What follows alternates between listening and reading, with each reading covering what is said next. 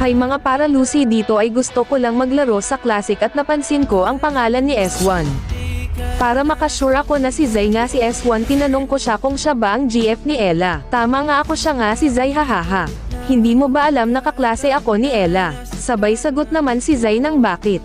Dito sinabi ko kay Zay ang totoo na matagal na ako manliligaw ni Ella. Nasaktan ako sa sinabi ni Zay sa part na ito. Tama ka, hindi ako mahal ni Ella kasi pinili ka niya.